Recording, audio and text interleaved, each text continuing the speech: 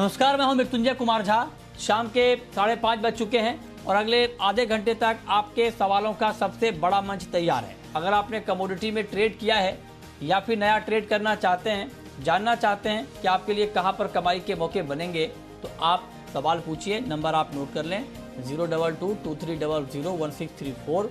इसके अलावा आप 02223001635 पर भी अपना सवाल पूछ सकते हैं।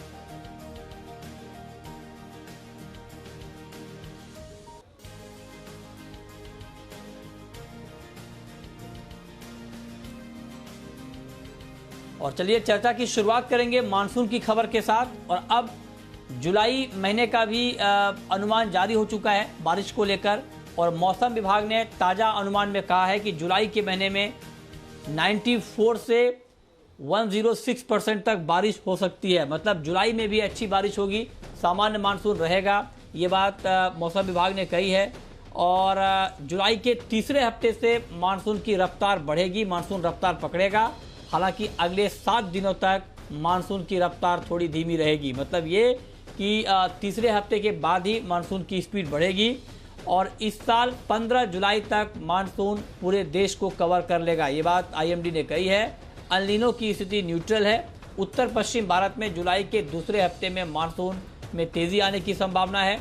दिल्ली, पंजाब, हरियाणा में 7 जुलाई तक मानसून पहुंचने की उम्मीद नहीं है। तो जी हाँ, 7 जुलाई तक दिल्ली, पंजाब, हरियाणा में मानसून नहीं पहुंचने वाली है, इस बात की संभावना जताई गई है। और जुलाई के आखिर में अगस्त महीने का अनुमान जारी होगा। तो हर महीने का अनुमान अब आईएमडी की तरफ से जारी हो रहा है। लेकिन बहुत बड़ी बात यह है जुलाई के महीने के लिए कि जुलाई में अच्छी बारिश का अनुमान जताया गया है।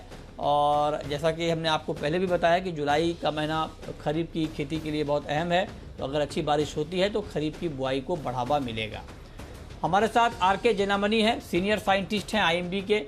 जेनामनी जी, बहुत बहुत स्वागत है आपका। अब तो सर जुलाई का फोरकास्ट आ गया है, अच्छी बारिश का अनुमान आप लोगों ने जताया है। मैं बस आपसे अब इससे आगे की कहानी पूछना चाहता हूं कि ये जो 94 से 106% बारिश का अनुमान आप लोगों ने जताया है, इसमें सर देश के अलग अलग इलाकों में डिस्ट्रीब्यूशन रेन का कैसा रहेगा? और क्या जो खेती वाले इलाके हैं वहाँ पर अच्छी बारिश होगी, या कुछ इलाके ऐसे भी हैं जहाँ बारिश की कुछ कमी दिख सकती है?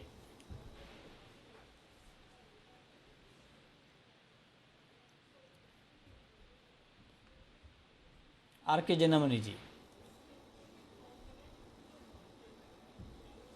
अच्छा, लगता है उनसे हमारा संपर्क अभी टूट गया है। हम दोबारा उनसे जुड़ने की कोशिश कर रहे हैं कि और उनसे हम ये पूछेंगे कि कैसी बारिश होगी। हेलो जी जेनामनी जी, बताएं सर, रेन का डिस्ट्रीब्यूशन जुलाई के महीने में कैसा रहेगा? सर, मानसून का अनुमान तो आप लोगों ने अच्छा जताया है, लेकिन बारिश का वितरण भी अच्छा रहेगा। खेती वाले इलाकों में कैसी बारिश होगी? नहीं, ये जो आज जो हमारा जो प्रेस रिलीज आया जुलाई का, वो नॉर्मल तो है, 96 से 104 है। डिस्ट्रीब्यूशन में हमारा जैसे उत्तर पश्चिम में तो थोड़ा कम दिया है वो, और महाराष्ट्र में कोई कोई जगह पर भी कम बारिश दिया है। कोंकण गोवा में भी थोड़ा कम, मतलब नॉर्मल या नॉर्मल से थोड़ा कम। और बाकी ईस्टर्न इंडिया में थोड़ा बहुत कम दिए हैं। बस यही है, कोई अलग नहीं है।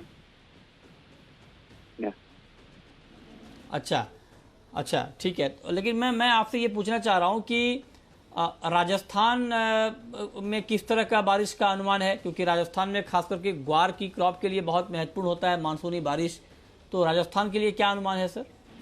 राजस्थान के लिए एक्चुअली नॉर्मल दिया है, और हमने ये बार बार बोल रहे हैं कि एक्सपेरिमेंटल इस साल का है। जो अगर वो जो डिस्ट्रीब्यूशन का बात करें, अगर कहाँ कितना बारिश होगा, ये तो बार बार हम बोल रहे हैं कि ये जो अनुमान लगाया गया है इसमें ज्यादातर कोई मतलब एक्यूरेसी हम लोग टेस्ट नहीं किया। फर्स्ट टाइम हम लोग इसको यूज कर रहे हैं।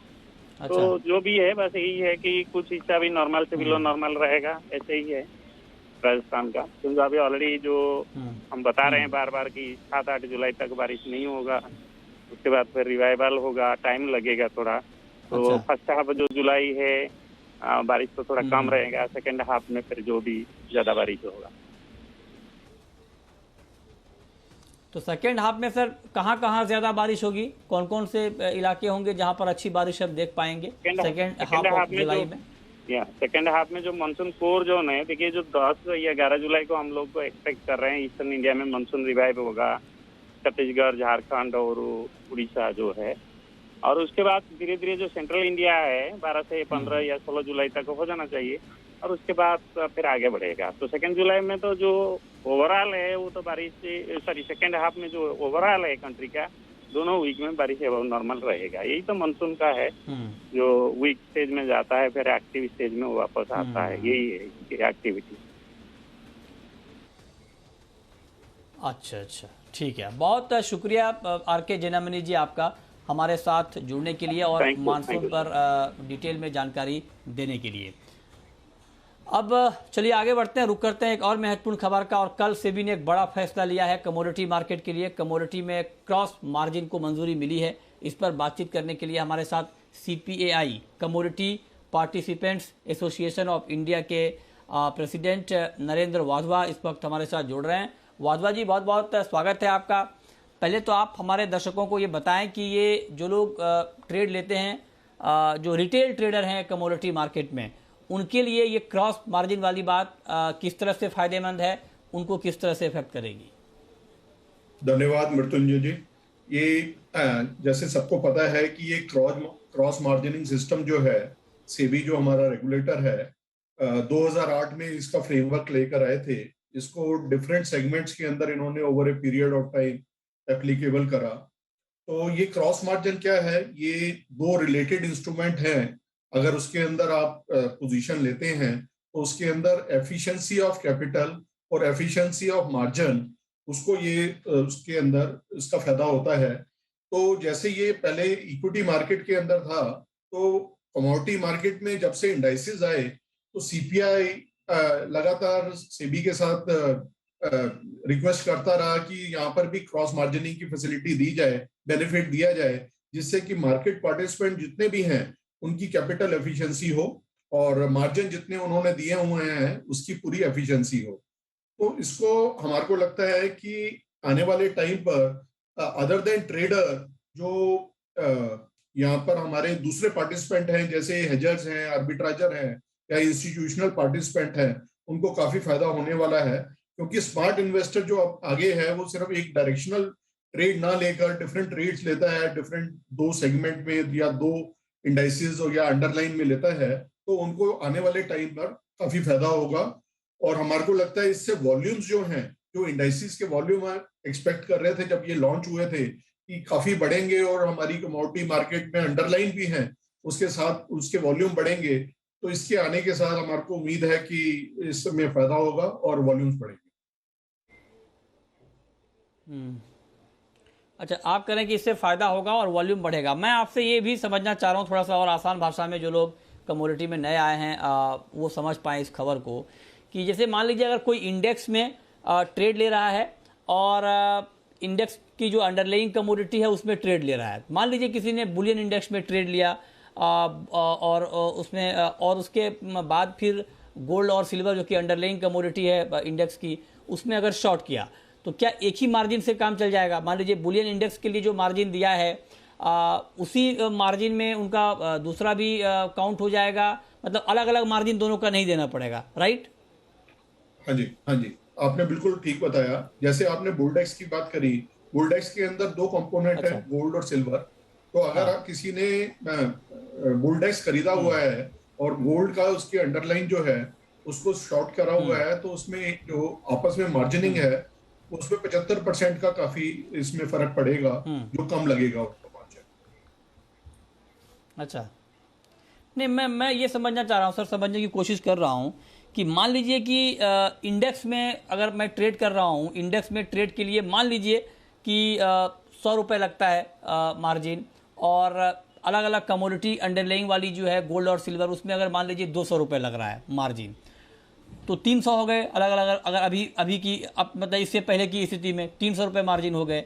अब नई स्थिति में क्या होगा? क्या जो 100 रुपये मैं दे रहा हूँ इंडेक्स के लिए, क्या उसी में मेरा ये गोल्ड और सिल्वर का सेपरेट फ्यूचर भी का मार्जिन भी काउंट हो जाएगा? मतलब 300 रुपये की मार्जिन अब कितनी रहेगी, मतलब मैं ये समझना चाह रहा हूँ।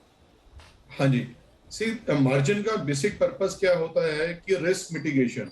जो कि रेगुलेटर ने उसके ऊपर मार्जिन लगाए हुए हैं। जैसे आपने कहा 100 रुपए का मार्जिन है अगर किसी पे इंडेक्स के ऊपर, और 100 रुपए की मार्जिन जो है वो गोल्ड के ऊपर है, तो उनको अगर दोनों पोजीशन रखनी है तो उनको मार्जिन जो है 75% कम लगेगा, 200 की बजाय वो 125%।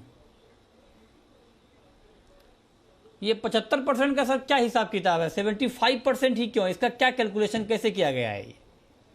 ये कैलकुलेशन ये है क्योंकि इसमें रिस्क जो है, दो अगर आपने पोजीशन ली है तो रिस्क काफी कम हो जाता है। कोई भी डायरेक्शन अगर कोई ली जाए तो उसमें रिस्क जो है काफी फैक्टर कम हो जाता है। अच्छा। तो उसी को कैलकुलेशन करके ये एक इंडेक्स वो बनाया हुआ है, अप्रोक्सीमेटली 75% आपको उसका बेनिफिट मिलेगा।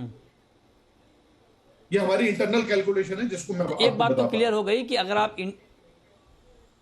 हाँ, मतलब ये बात क्लियर है कि इंडेक्स में अगर आप ट्रेड करते हैं और उसकी अंडरलाइंग कमोडिटी गोल्ड, किसी भी इंडेक्स की अंडरलाइंग कमोडिटी, अभी हम बुलियन इंडेक्स के एग्जांपल से समझा रहे हैं, तो उसकी जो अंडरलाइंग कमोडिटी होगी गोल्ड और सिल्वर, वहाँ पर भी अगर आप शॉर्ट का ट्रेड लिया, अगर आपने ट्रेड लिया तो आपको एक ही मार्जिन में काम चल जाएगा। ये बात तो समझ में आ गई। एक सवाल मैं इससे आगे का पूछना चाह रहा हूँ, हो सकता है कि इस फैसले में ये शामिल ना हो या हो भी, आप जरा और बताएंगे डिटेल में। ये तो इंडेक्स के अगेंस्ट वाला ट्रेड हो गया सर, क्या ये इंडिविजुअल कमोडिटी पे भी लागू है क्या? सपोज कि मान लीजिए गोल्ड किसी ने बाय किया और सिल्वर शॉर्ट किया, तो क्या सिर्फ एक मार्जिन से काम चल जाएगा या वहां पर दोनों मार्जिन देना पड़ेगा अगर इंडेक्स की जगह लोग इंडिविजुअल कमोडिटी में ट्रेड कर रहे हैं? तो उसके लिए भी कुछ रूल है क्या सर? बिल्कुल, इसमें क्या है कि कोरिलेटेड इंस्ट्रूमेंट होना चाहिए। जैसे आपने कहा सिल्वर और गोल्ड है, तो आने वाले टाइम में इसके अंदर भी जो क्रॉस मार्जिनिंग है आपस में हो जाएगी। अभी जो इनिशियली है ये इंडाइसिस के साथ है, आने वाले टाइम में जैसे गोल्ड ये बड़ा इंटरेस्टिंग आपने बताया। हाँ, इसी तरह बेस मेटल के अंदर तो सर लेकिन एग्री में तो दिक्कत आएगी, क्योंकि एग्री में हर कमोडिटी का पेयर तो है नहीं। नहीं वादवा जी, आपकी बात ठीक है, गोल्ड सिल्वर में हो जाएगा, मेटल में हो जाएगा, लेकिन एग्री में भी कुछ कॉम्प्लेक्स में हो जाएगा। लेकिन एग्री में बहुत सारी ऐसी कमोडिटी है जिसका पेयर नहीं है। चने के अगर हम एग्जांपल ले लें या व्हीट का ले लें या कोई और कमोडिटी, तो उसके लिए उसमें क्या होगा सर? फिर वहां तो पूरा पे करना पड़ेगा। हाँ जी सर, तो सेबी में जो ये डिले हुआ है क्रॉस मार्जिनिंग का, क्योंकि यही अप्रीहेंशन थे कि एग्री में कैसे होगा, बट इंडाइसिस में तो ये वाली चीज आ जाएगी। और मेटल के अंदर भी जैसे आपने कहा कि सिल्वर गोल्ड के अंदर या बेस मेटल में इसका आ जाएगा। और एग्री के अंदर जो इंडाइसिस के साथ है वहां तो आप जो इंडाइसिस बनते हैं जिसके, तो उससे हेज हो जाएगा, उससे उसका क्रॉस मार्जिनिंग हो जाएगा। बाकी उसमें इश्यू है। तो हमारा कहना यही था कि जहां पर हो सकता है वहां पर बेनिफिट दिया जाए, फिर आने वाले टाइम में जैसे उसको देखें। हाँ हाँ, अच्छा ठीक है, ये बात ठीक है, शुरुआत होनी चाहिए, अब आगे इसको और डेवलप किया जाएगा, विकसित किया जाएगा। बहुत शुक्रिया वादवा जी आपका डिटेल में इस खबर पर बात करने के लिए। आगे बढ़ते हैं और अब बात करते हैं कि आज के मार्केट में आप क्या कर सकते हैं, कहां पर आपके मौके आपके लिए बनेंगे। लेकिन मार्केट में इस वक्त जबरदस्त एक्शन लौट आया है। आपको पहले बता दें मार्केट का ताजा हाल और बाजार का ताजा सूरत हाल ये है कि गोल्ड का मार्केट करीब करीब 350 रुपए ऊपर है, 47,000 के ऊपर। क्रूड में देखिए 3.25% की बड़ी तेजी आ गई है, 5640 के पार चला गया है क्रूड। और जैसा कि हमने आपको बताया है कि आज बहुत महत्वपूर्ण मीटिंग होनी है ओपेक की, नॉन ओपेक की, उत्पादन के मसले पर। उससे पहले क्रूड का ये बढ़ना मार्केट में और हलचल बढ़ा रहा है कि पता नहीं इस बैठक में किस तरह के फैसले होंगे, उत्पादन क्या नहीं बढ़ाए जाएंगे क्या। मार्केट का रिएक्शन देख के तो यही लग रहा है कि मार्केट यही मान के चल रहा है कि चाहे तो उत्पादन कम बढ़ेगा या नहीं बढ़ेगा, और इसीलिए मार्केट देखिए बहुत तेज रफ्तार से ऊपर जा रहा है। तो मैं आपसे समझना चाहता हूं अनुज गुप्ता जी, क्रूड से ही शुरुआत कर लेते हैं कि क्रूड की इस तूफानी तेजी का राज क्या है आज का। Good evening. देखिए ओपेक की मीटिंग का रिजल्ट आने वाला होगा। डेफिनेटली कहीं ना कहीं ऐसी अटकलें हैं कि जो प्रोडक्शन कट है वो हो सकता है कि कम क्वांटिटी में हो, या फिर जो पुराना प्रोडक्शन कट था उसको वहाँ पे रोका जाए। तो कहीं ना कहीं ऐसी कंडीशनल जो मार्केट को देख के लग रही है कि प्रोडक्शन कट के ऊपर जो मार्केट सोच रहा है कि ज़्यादा प्रोडक्शन कट हो सकता है, ऐसा ना हो सकता है कि कम क्वांटिटी में प्रोडक्शन कट को लेकर हो, जिसकी वजह से हमने एक यहाँ पर मार्केट में बाउंस बैक आते हुए देखा है। इंटरनेशनल मार्केट में भी अब $76 को मार्केट ब्रीच करता हुआ दिख रहा है। तो मुझे लगता है कि जो ट्रेंड बना है वो अभी एक्सपेक्टेड है कि ऊपर में $78 तक जा सकता है मार्केट, और MCX में 5700 रुपए तक के लेवल को टेस्ट कर सकता है। एक्चुअल जो रिजल्ट है वो अब ओपेक की मीटिंग के बाद देखने को मिलेगा। लगा ऐसा रहा है कि प्रोडक्शन जो कट है वो हो सकता है कि कम क्वांटिटी में देखने को मिले। अच्छा, तो आप कह रहे हैं कि जो प्रोडक्शन कट है वो कम क्वांटिटी में देखने को मिल सकता है और उसी का इम्पैक्ट है कि दाम बहुत बढ़ रहे हैं। देखते हैं आगे क्या होता है, फैसला क्या आता है। चलिए अब हम शुरू करते हैं सवाल जवाब। हमारे साथ बिहारी लाल यादव इस वक्त जुड़ रहे हैं। पूछिए बिहारी लाल जी। सर 272 80 है सर, बाई है स्टॉप।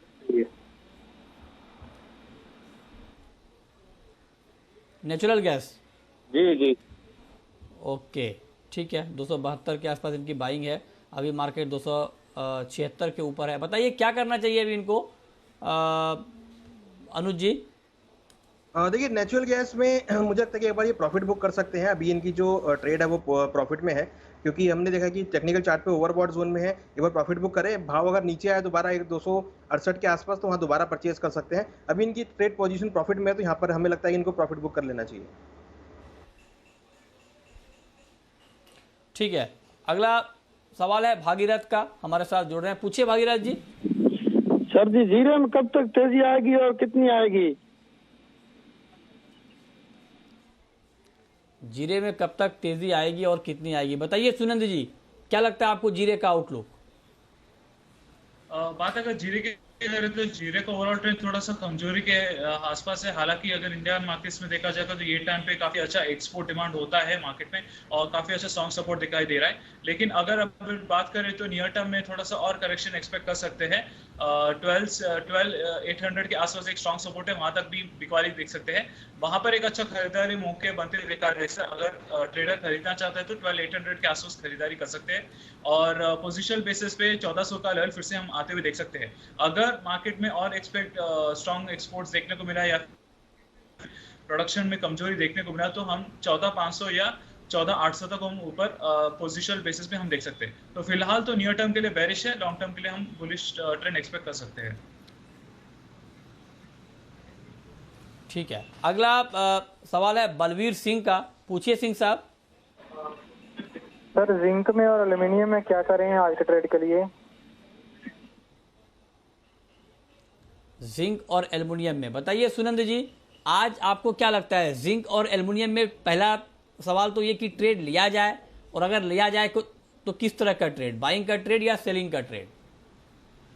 देखिए ओवरऑल ट्रेंड जिंक की बात करें तो ओवरऑल ट्रेंड थोड़ा सा पॉजिटिव जोन पर ही है। हालांकि थोड़ा सा इकोनॉमिक डेटा और इस पे भी डिपेंड रहता है मार्केट का ट्रेंड पे देखते हुए। मेरा रिकमेंडेशन प्योरली इंट्राडे बेसिस के लिए 238.50 आज का जो लोअर लेवल्स के आसपास है वहां पे खरीदारी करके चलना चाहिए। और टारगेट आप ऊपर आप रख सकते हो 241 तक आप अपना 241 41। अगर आप स्टॉप लॉस मेंटेन करना चाहते तो 237.5 पे आप स्टॉप लॉस मेंटेन कर सकते हैं। ये था जिंक का। एल्यूमिनियम की बात करें तो एल्यूमिनियम का भी ट्रेंड काफी पॉजिटिव है। मार्केट में थोड़ा सा और अपसाइड मोमेंटम हम एक्सपेक्ट कर सकते हैं, जिसकी वजह से थोड़ा सा, हालांकि आज थोड़ा सा गिरावट है। मेरा रिकमेंडेशन है 50 पैसा थोड़ा सा और गिरावट में आप खरीदारी करके चल सकते हो। वहां पर एक अच्छा बाइंग का मौका बनते हुए दिखाई दे रहा है। तो ओवरऑल ट्रेंड मुझे दोनों कमोडिटीज में पॉजिटिव दिखाई दे रहा है। ठीक है, ओके। अगला सवाल है भगवान सिंह का। पूछिए सिंह साहब। सर मैं कह रहा था, मैंने क्रूड ऑयल की पुट ले रखी है 5400 रुपए की, और तो इसमें सर क्रूड ऑयल के भाव बढ़ रहे हैं तो क्रूड ऑयल के भाव नीचे आ जाएंगे? 5400 की पुट? हाँ, तो क्रूड नीचे आ जाएंगे ये भाव? अच्छा, बताइए अनुज जी, क्या करना चाहिए इनको? क्रूड का पुट लिया है इन्होंने। देखिए डिपेंड करता है कि जो ओपेक है वो किस तरह का प्रोडक्शन बढ़ाता है। अगर प्रोडक्शन बढ़ता है तो आपको डेफिनेटली यहाँ पर बेनिफिट होता हुआ दिखाई देगा। अगर न्यूज़ आता है कि प्रोडक्शन नहीं बढ़ा रहे हैं या कम क्वांटिटी में प्रोडक्शन बढ़ा रहे हैं तो हमारी सलाह होगी आप उससे निकल जाएं, क्योंकि हम उसके बाद अगर प्रोडक्शन नहीं बढ़ता है या कम क्वांटिटी में बढ़ता है तो हम इसमें काफ़ी तेज़ी और देख सकते हैं। तो आप ये न्यूज़ आने दीजिए और उसके बाद जो भी न्यूज़ मिलता है आप उसके अकॉर्डिंग ट्रेड ले सकते हैं।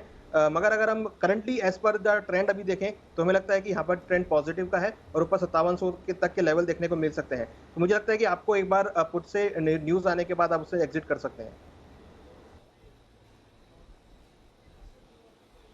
ठीक है, अर्जुन है हमारे साथ। पूछिए अर्जुन जी।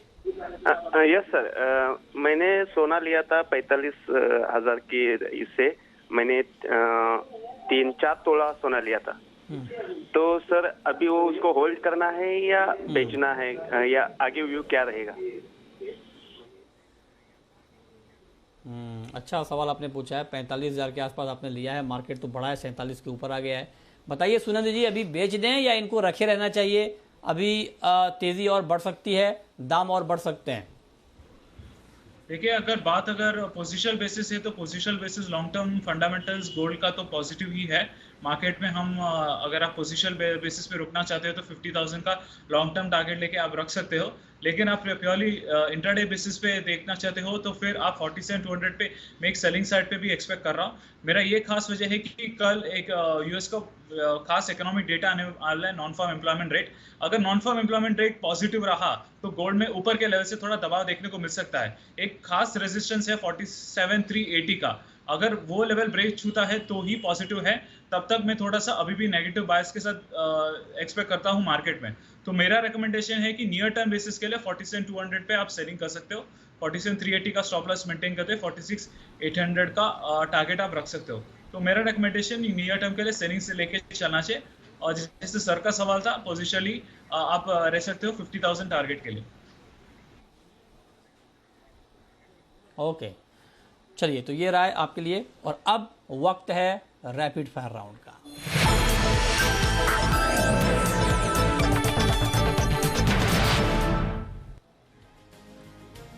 अनुज जी, आपकी पहली कॉल। हमारी कॉल कॉपर में रहेगी। कॉपर में बिकवाली करके चले 726 के आसपास, स्टॉप लॉस 732 का लगाएं, टारगेट 716 तक देखने को मिल सकता है। ओके, आपकी कॉल सुनंद जी। मेरा कॉल आरएम सीट पे रहेगा। आरएम सीट में खरीदारी करके चल सकते हो। जुलाई कॉन्ट्रैक्ट में 6,980 के आसपास आप खरीदारी कर सकते हो। एक डिप में 6,900 पे स्टॉप लॉस मेंटेन करते हुए आप अपसाइड टारगेट 7,200 पे रख सकते हो। आपकी आखिरी कॉल अनुज जी। क्रूड में रहेगी। क्रूड में खरीदारी का ट्रेड लेके चलें, ऊपर में टारगेट 5700 रुपए तक देखने को मिल सकता है। चलिए, बहुत शुक्रिया आप अनुज जी आपका और सुनंद आपका हमारे साथ जुड़ने के लिए, बताने के लिए कहाँ पर कमाई के मौके बन सकते हैं। तो फिलहाल इस बुलेटिन में इतना ही।